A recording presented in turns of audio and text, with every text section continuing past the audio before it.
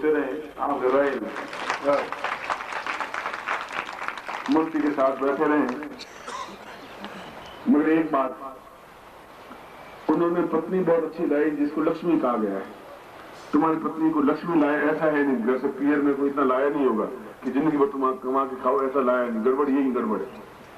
उन्होंने जो शादी की, हिमाचल में जितनी संपत्ति है उतनी भारत में किसी पहाड़ में नहीं है। यहाँ की बेटी है वह, इसलिए हिमाचल ने अपना पूरा राज्य ही पार्वती को अपने दहेज में दे दिया था। इसलिए लक्ष्मी का अवतार मानी गई। इन्हें भगवान शिव जी को कमाने की चिंता नहीं है। और यदि घर में धन नहीं है तो जीवन अत्यंत दुखदायक हो जाता है। आपका यौवन बहुत अच्छा है, सुंदरता है आप में, जवान हैं आप, घर में बच्चे हैं, पत्नी स्वस्थ है, मगर यदि आपके घर में धन नहीं है तो जीवन में बड़ा ही तकलीफ रहती ही है। बेटे को कैसे पढ़ाएं, उनकी शिक्षा कैसे दें, हम उन्नति करना चाहते हैं तो कैसा उन्नति करें, यदि हमें अच्छा मकान बनाना है तो पैसों की तकलीफ, और सभी काम हमारे पैसों के बिना, धन के बिना अटक जाते हैं। और पूरा जीवन इन आर्थिक उन्नति के लिए प्रयत्न करते करते पति पत्नी दोनों मेहनत करते हैं, तब भी जिंदगी में पैसे इकट्ठे नहीं होते। बड़ी मुश्किल से पूरी जिंदगी में 1 या 2 मकान बनते हैं तो बनते हैं, न अच्छे कपड़े ला पाते हैं, न अच्छा त्योहार मना पाते हैं, न बैंक बैलेंस हो पाता है, न व्यापार चलता है, न नौकरी में उन्नति होती है, और जीवन में धन की कमी हिमाचल प्रदेश में बनी ही रहती है। ये तो पूरे भारतवर्ष में है। इसके लिए क्या किया जाए? क्योंकि प्रमोशन तो आपका साल में 1 बार होगा, हर महीने प्रमोशन हो नहीं सकता। व्यापार आपका जैसा चल रहा है वैसा ही चल रहा है। मेहनत आप बहुत करते ही हैं, मगर मेहनत करने के बाद भी यदि धन की प्राप्ति नहीं होती है तो हमारे भाग्य में कहीं न कहीं कोई विधाता ने ऐसी लाइन लिख दी है जिसकी वजह से हम जीवन में उन्नति नहीं कर पाते। आप में से अधिकांश जो शिष्य मुझे दिल्ली में या जो तुम्हें आके मिलते हैं या शिविर में मिलते हैं, वो ये कहते हैं कि गुरुजी हम तो हर महीने आना चाहते हैं या हर शिविर में आना चाहते हैं, मगर तकलीफ ये है कि धन की कमी हर बार आड़े आती है। किराए के पैसे तक नहीं होते। आप बात माने या नहीं माने, किराए के आने जाने के पैसों के लिए भी कई बार सोचना पड़ता है। इतनी हमें तकलीफ रहती है। मैं समझता हूं कि वो सही बात कहते होंगे, क्योंकि शिष्य आके झूठ नहीं बोलता है। उनकी इच्छा होती है कि यदि गुरु पूर्णिमा पानीपत में है तो हम गुरु पूर्णिमा में जाएं, गुरु जन्म दिवस जहां पर भी है तो गुरु जी के जन्म दिवस में भाग लें, 4-6 दिन गुरु जी के साथ में रहें, मगर आप ऐसा नहीं कर पाते। इच्छा बहुत होने के बावजूद भी आप नहीं कर पाते। नहीं कर पाने के पीछे कारण केवल धन का अभाव है, पैसों की कमी है। 4-6 दिन की दुकान बंद कर दें तो बहुत तकलीफ रहती है, या नौकरी छुट्टी लेते हैं तो बहुत तकलीफ होती है। घर में इतनी धन की बढ़ोतरी नहीं होती कि जिसकी वजह से आप इस प्रकार के त्योहारों में भाग ले सके या गुरु जन्म दिवस में भाग ले सके, या दीक्षाएं चाहे वो दीक्षाएं ले सके, या शिविर में भाग लेना चाहे तो शिविर का शुल्क दे सके। ये नहीं है। इसका पीछे क्या कारण है कि कुछ लोग बहुत धनवान होते हैं और बाकी लोग गरीब होते हैं? क्या कारण? मेहनत तो हम उससे ज्यादा करते हैं। बिरला जी जितनी मेहनत करते ही नहीं, तो दिन भर तकिए पर बैठे रहते हैं, पेट फूला हुआ रहता है, और उसके बाद में 2-4 कलम घिसते हैं और करोड़पति बनते हैं। और हम दिन भर मजदूरी करते हैं और उसके बाद भी हमारे जीवन में धन का अभाव रहता है।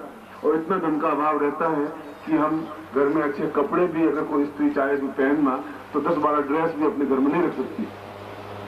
कोई घूमना भी चाहे तो घूमने नहीं जा सकती। मनाली और कुल्लू ज्यादा से ज्यादा जोर लगा दे, चंबा बम्बा घूम घाम करके वापिस आ गए।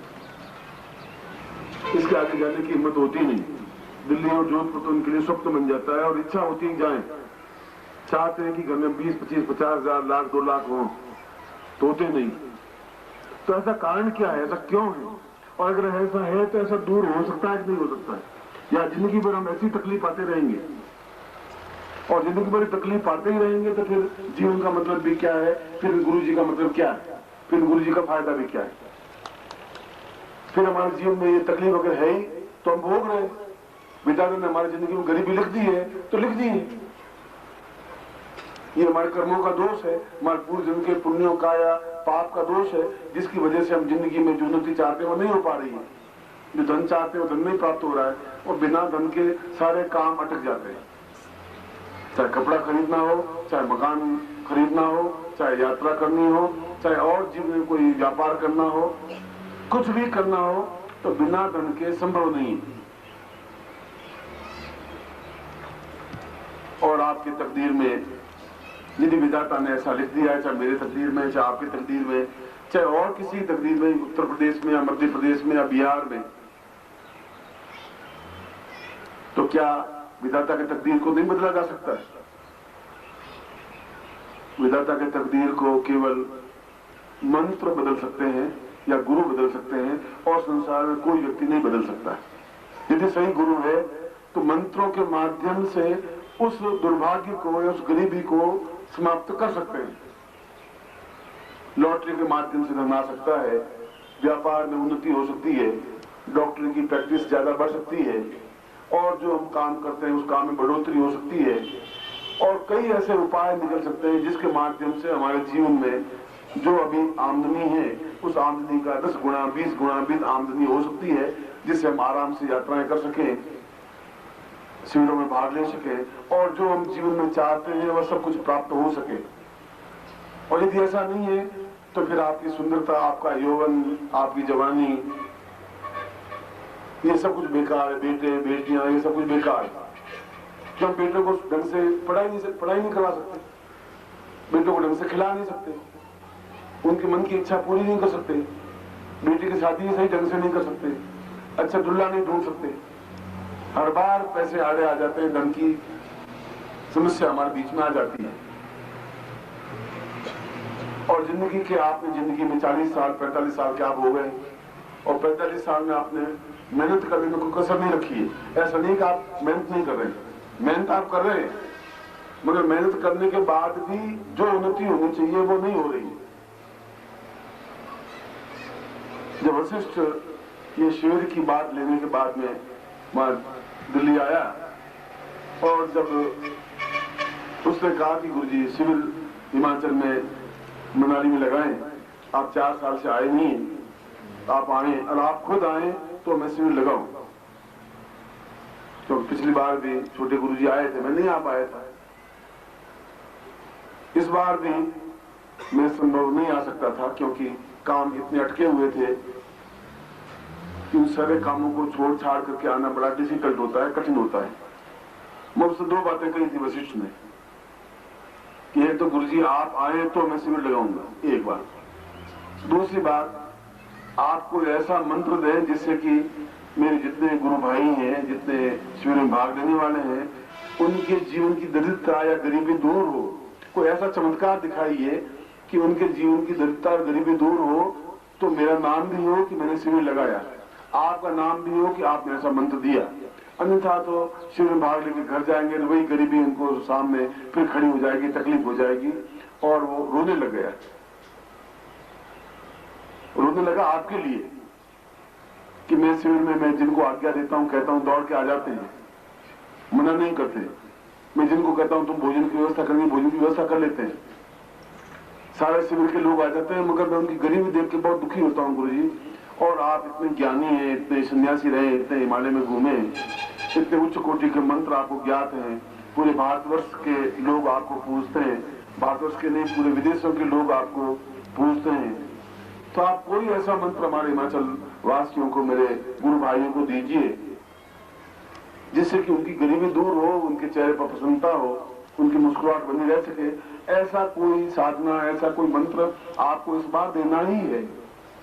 ये 2 मेरी शर्तें हैं, आप नहीं भी पूरी करेंगे तभी मैं शिविर तो लगा दूंगा गुरुजी, आपकी आज्ञा में नहीं टालूंगा, मगर फिर आप और किसी छोटे गुरुजी को भेज देंगे तो हमारे मन की संतुष्टि नहीं होगी, क्योंकि आपका दर्शन किए हुए 4 साल हो गए और ये गुरु भाई जोधपुर और दिल्ली नहीं आ सकते गुरुजी। क्योंकि इतना किराया खर्च करके 4 दिन यहाँ शिविर में भाग लेना उनके लिए बहुत डिफिकल्ट है। आप खुद आए और आप आए और वह प्रयोग जरूर कराएं जो कि हमारी गरीबी, हमारी निर्धनता, हमारी कमी, हमारा दुर्भाग्य, हमारी तकदीर में जो कुछ गरीबी लिखी हुई दूर हो, ऐसा कुछ आप जरूर करें। तो मैंने उनको वायदा किया कि मैं ऐसा करूंगा, मैं आऊंगा। और कई साल हो गए, 3-4 साल हो गए हिमाचल के उन गुरु शिष्यों को और शिष्यों को मिले हुए इतना टाइम हो गया, मुझे खुद को उनकी बहुत याद आती है तो मैं जरूर आऊंगा और उनसे जरूर मिलूंगा ही। और इसीलिए आपके पास आया हूं, आपसे मिलने के लिए। ये मेरी इच्छा थी।